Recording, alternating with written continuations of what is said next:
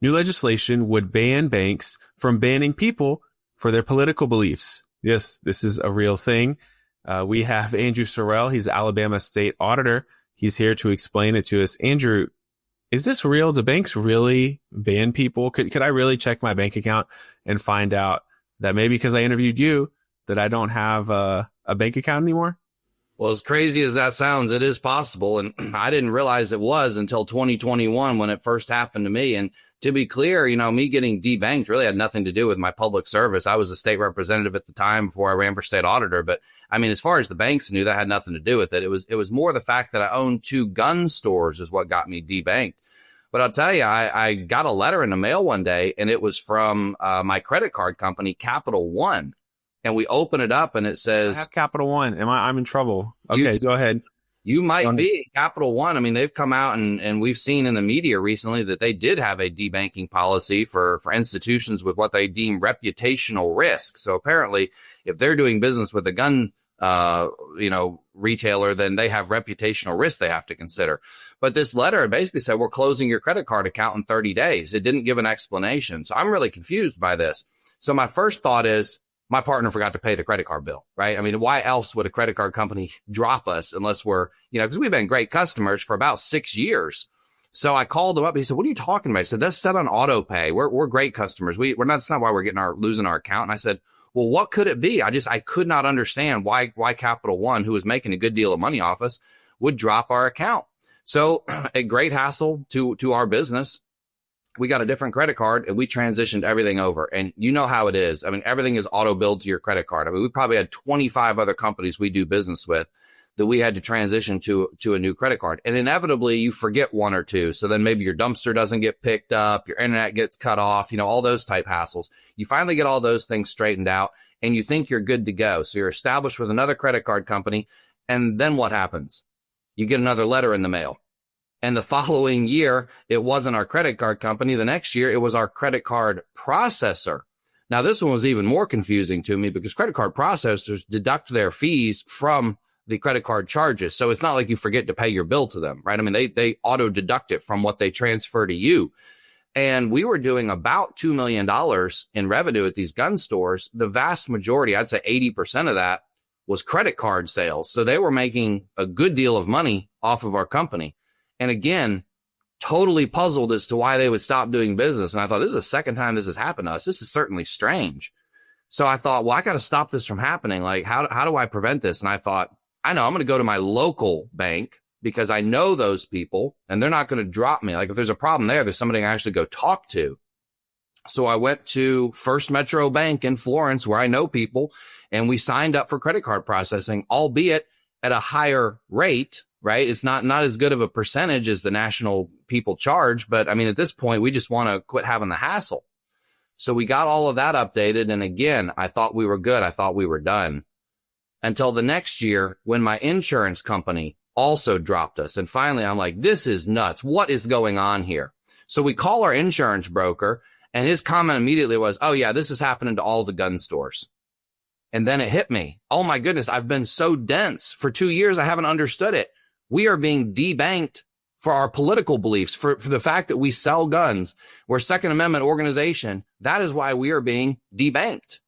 Then fast forward to the State Financial Officers Foundation spring meeting about a year ago. And one of our guest speakers is Nigel Farage, the guy who led Brexit. And he is up there on stage telling his debanking story. And it turns out it wasn't just Nigel that got debanked in the UK. It was 1 million other people who also got debanked. And it motivated, he encourages, he said, if this is happening in your state, you need to do something about it. And that motivated me. So I called up a friend of mine who's a state senator. I called up a state rep friend of mine. And I said, would y'all be willing to carry a bill on political debanking? Now, my problem had already been solved. We got different insurance. It was nearly double the cost to get different insurance, but we got a different insurance company. So our problem had already been solved. So this bill wasn't really designed to help me. Thankfully, we haven't had any more problems with it recently. Golly, we don't do business with that many other people. Like everybody who could drop us had already dropped us. But I was like, well, what would happen if this happened to some normal person? Because I can do interviews about this. I can go on talk radio shows. I can write op-eds for all the statewide news sources. I have friends in the legislature who can carry a bill. But what does the normal person do when they get debanked. It's just a huge hassle for them, and there's nobody to even complain to. So it motivated me to do this bill. So I teamed up with the Alliance Defending Freedom, and they had done a bill, a very similar debanking bill in Tennessee, and had passed it successfully a year ago. So that is the bill that we modeled ours after. And that bill is set to be introduced here this coming week in Alabama in both the House and the Senate.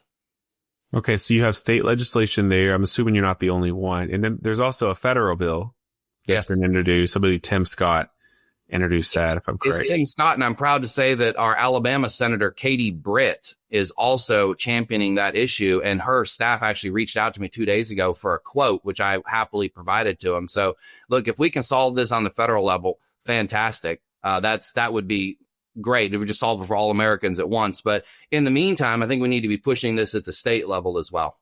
So, this isn't a new thing. I mean, I know that in the past, debanking was kind of reserved for maybe a terrorist group or something. I mean, there's sanctions and there's laws even about, banks can't, or have maybe an obligation or a right to, if there's a terrorist group or a violent group, to not provide service to them.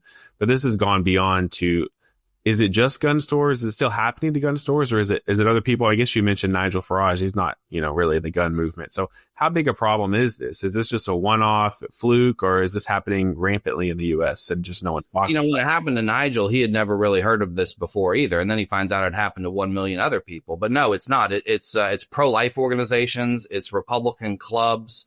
It is cryptocurrency, people in the crypto business. So I've got a friend of mine. I just went and toured his Bitcoin mining facility in Florence, Alabama on Saturday. And I'm sharing with him my debanking story. He goes, "Oh my goodness, that happened to me too." He said, "All of my banks dropped me because I'm a Bitcoin miner."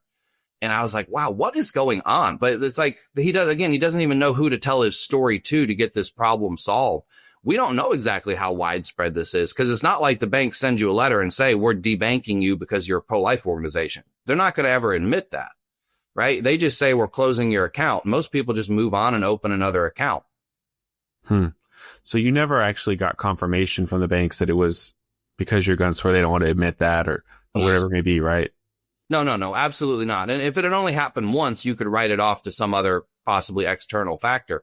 But when it happens to the same company 3 times in 3 years, then you know that there's a trend. And then it was our insurance broker that first clued us in. He's the one that said, "This happened to you because you're a gun store." That's what really, I was so dense that I hadn't even figured out what was going on to me. I was just dealing with the hassle and not even considering it could possibly be because we sell firearms. But, this all started under the Obama administration. He had that Operation Choke Point, and it extended in the Biden administration. And I don't even know that the banks want to do it. They are being pressured by the federal government to do it. They were the ones told to consider external factors to their reputational risk.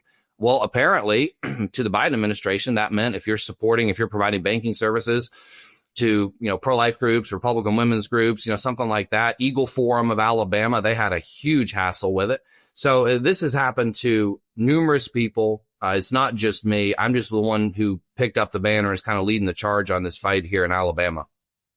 Right. Okay. And so to be clear, we mentioned Capital One's name. So I want to just be clear. We don't have explicit confirmation from them about their motives, but you're making some assumptions that are based on a lot of other outside reasoning and what's happening to a lot of other people. And I think, you may be onto something here. It's happening to a lot of people. Let's play a little bit of devil's advocate. You could say, Capital One or these other people, if they did do this, they have a right, I guess, to work with whoever they want, a sort of right of refusal. Of course, that's going to be the first response that comes up to this bill and other efforts. What do you say to that? This is a great question because, as a conservative, I generally don't like the government telling private businesses what they have to do and how they have to run their business. So if Capital One had said, "Hey, your credit's not good enough, or you don't make your payments on time," or any of those type reasons, I would have no problem with them canceling the account of whoever they want. But that's not what they're doing. What they're doing is actually discrimination. So we already do tell banks who they have to do business with and who they cannot refuse service to. So for instance, if a bank were to say, "We're not going to do business with African Americans," well, that would obviously be illegal, right? If they said, "We're not going to do business with women," that would be illegal. So what we have here is just another form of discrimination. They're saying we're not going to do business with you because you believe in the Second Amendment, or because you happen to be pro-life, or maybe because you voted for Donald Trump. We're not going to do business with you. This is just political discrimination. This is no different. This is almost like the civil rights issue of the 21st century. Yeah, it reminds me of, there's been a lot in the Supreme Court lately about, for instance, Christian bakers having to make cakes for gay weddings, for instance. But there was a really clear distinction made in those arguments, because I covered it, that the Christian bakers couldn't really refuse to make cakes for gay people generally, but for a explicitly, gay cake for a gay wedding, that was kind of where the line was. And they were very clear to make that argument. We're not saying we won't serve gay people. We just don't want to, participate in this particular gay wedding. So they come for a birthday cake, we'll make it for them, but not the wedding cake. And that kind of went into religious freedom issues. So, I think that's another thing will be brought up. Like, oh, well, what about these, conservatives have been fighting for these, not having to make, to serve gay people. It's like, well, it wasn't really quite that. That wasn't quite what was happening. It was restricted to the weddings. So interesting. This is an interesting case. So what's next, Andrew? The kind of final word here. I guess there's this legislation. Are there court battles? What does the next, year look like on this issue? There's no court battles that I'm aware of, but what we did is we got with the Banking Association here in Alabama. And the first thing you have to realize is this is not a community bank problem. Community banks are not the ones debanking people. My local banks that I interact with, that I have all my business accounts with now, these are not the people debanking you. It is the big national banks. That's where the problem is. So in our bill, we put in a minimum asset value for this to even apply to. And I think the number is $20 billion. So we intentionally went to our local banks and we said, what number would exclude y'all? And the largest one was somewhere in the teens. So we put the number at $20 billion. And I think that's important to get that message out there, because it really is. It's the big banks in America that are doing it. And I think that they're going to have difficulty fighting against this bill. Because what is your reason? If you're not doing it, why would you be opposed to the bill? So it's kind of hard to argue against it unless you're actually doing it and you know it. Right. And this legislation is going to require that if your account is canceled, that they give you a reason. I mean, how much clearer? I would have caught on much sooner if the credit card company had sent me and said, we are debanking you because you are a gun retailer. That would have been very clear. I wouldn't have had any confusion as to why my account took me a couple of years to, kind of figure it out. So I think that's good. And in there, the banks requested that they be able to copy the attorney general on their explanation for why they canceled your account. I said, absolutely, because there might be a valid reason. So we don't want to go too far here. We don't want the banks to not be able to cancel accounts of people they need to. If they figure out you are connected to terrorism, if you're not a good customer, if you don't pay your bills on time, obviously the bank should be able to cut you. We're all okay with banks discriminating on the basis of income and credit score because they have a profit motive. What they're doing here with debanking gun stores is they're actually acting against their own profit motive, which is very curious. And why would a bank ever do that unless they're getting pressure from the federal government to do so? And that's been my theory the whole time. I don't think the banks even want to do this. I think that they felt like they had to do this or they were going to get in trouble with Sleepy Joe Biden. A few years ago, it might have sounded a little conspiratorial, but we've seen from the latest data that's not at all true. I mean, we saw from the Twitter files that the federal government was pressuring social media companies to do different things. We've seen, it turns out that the federal agencies have done a lot to pressure companies behind the scenes. And I think there's a lot more that we aren't aware of. Andrew, thanks so much. We're going to be following this issue closely. Appreciate your time. You're welcome. Thank you.